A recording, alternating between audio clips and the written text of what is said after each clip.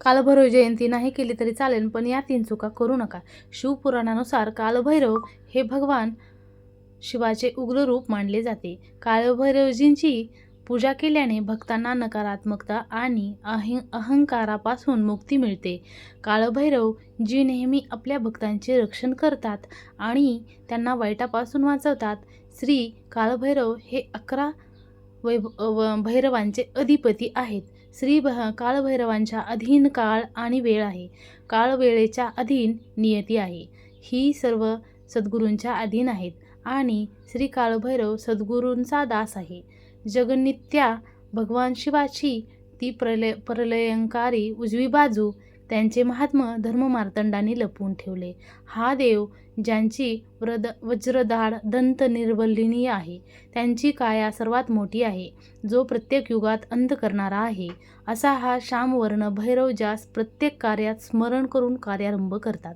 श्री कालभैरव साधनेमुळे प्रकृती गर्भात मानवाला ग्रासणारे पितृदोष, नजरदोष, ग्रहबाधा, शत्रुबाधा व भूत प्रेत पिशाच्चबाधा, करणी, भानामती तसेच इंद्रकली माया निर्मिती संकट मालिकांपासून मुक्तता मिळते. मायेची तोड भक्त श्री कालभैरवच आहेत.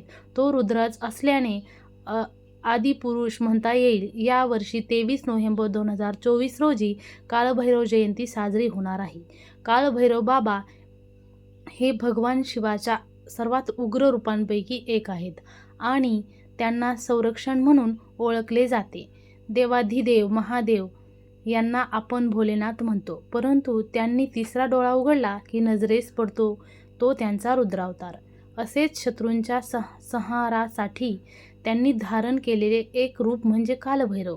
शनिवारी अर्थात 23 नोव्हेंबर रोजी त्यांची अर्थात कालभैरव जयंती आहे. या दिवशी काय करावे, काय करू नये, जेणेकरून आपल्याला जीवनात थोडी शांती लाभेल, तसेच अडकलेली कामे होण्यास मदत होईल. कालभैरव जयंतीला काय करावे व काय करू नये.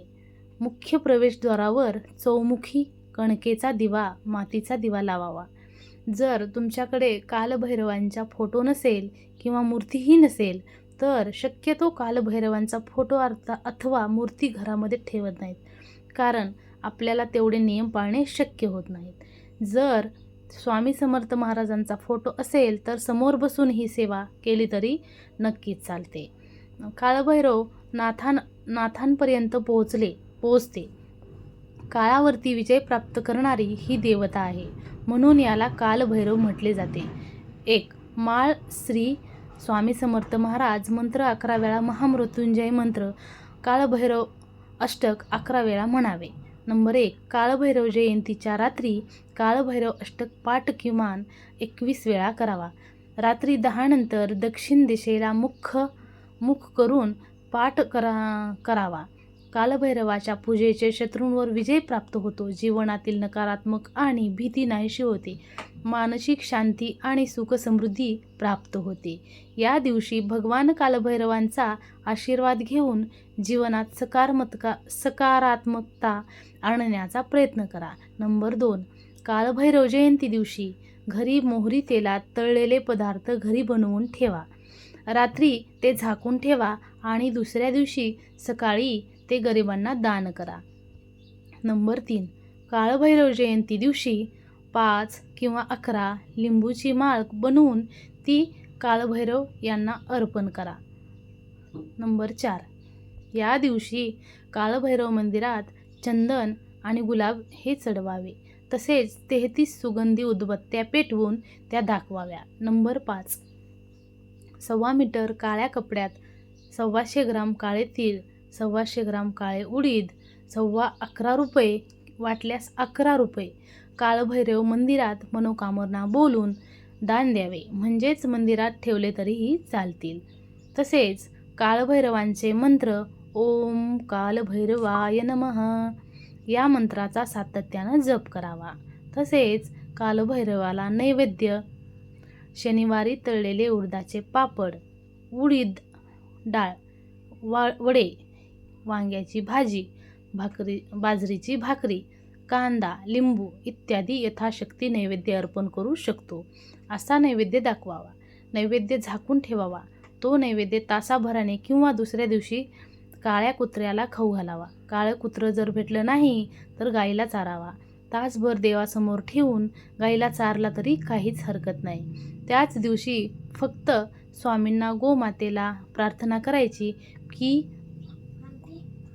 की आमचा नैवेद्य सेवा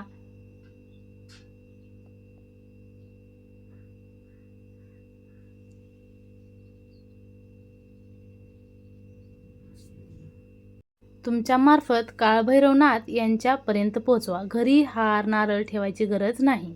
काळभैरव जयंतीला काय करू नये? श्री काळभैरव जयंतीकडे व्यभिचार, लबाडी आणि खोटेपणास थारा नाही. अशा लोकांसाठी श्री काळभैरव उग्र दैवत आहे. मृत्यूपेक्षाही भयानक आहेत. उलट सद्गुरू दासांसाठी ते प्रेमळ आणि भक्तवत्सल आहेत. ते घरातील वास्तू पुरुषापासून ते कुलदैवताच्या दैत्यमुखापर्यंत कोणालाही कुठेही आणि कसेही संपवू शकतात. नंबर 1. कालभैरव जयंतीला दाढी केस कापू नये. नंबर 2. कालभैरव जयंतीला शक्यतो मौन व्रत बाळगावे किंवा कमी बोलावे. नंबर 3. कोणत्याही प्रकारची लबाडी, कपट, कारस्थान करून कोणाला फसवू नये. नंबर 4. क्रोध करू नये किंवा कोणाचा अपमान करू नये. कटू वचन बोलू नये. कोणाला दुखवू नये. आपल्यामुळे कोणाला त्रास होईल असं वागू नये. नंबर 5. मांस, मद्य, मसूर, नाचणी, तामसिक पदार्थ, मद्य, तेल इत्यादींचे सेवन करू नये. नंबर 6. जुगार, निद्रा, पान खाणे, पर, निंदा, कपट, चुगलीखोरी, हिंसा, मैत्रीत खोटे बोलू नये. कुकर्मापासून दूर राहावे. नंबर 7. सत्यवचन बोलावे. नंबर 8. निंदकाशी बोलू नये. उलट भगवान शिवाच्या नामस्मरणात व भक्तीत वेळ व्यतीत करावा. नंबर 9. नंदीची पूजा करावी. त्याचप्रमाणे अन्नदान करावे. नंबर 10. सर्व प्राणीमात्रांविषयी मनात दयाभाव ठेवावा. नंबर 11. कोणत्याही काम करताना ओम नमः शिवाय या मंत्राचा जप करावा. नंबर 12. कोणीही दिलेले अन्न स्वतः ग्रहण करू नये. नंबर 13. या काळात तामसिक पदार्थ, वड, बेल या झाडांची हानी पोहोचवू नका. नंबर 4. बिछाण्यावर झोपू नये. मांस, मदिरांचे सेवन करू नये.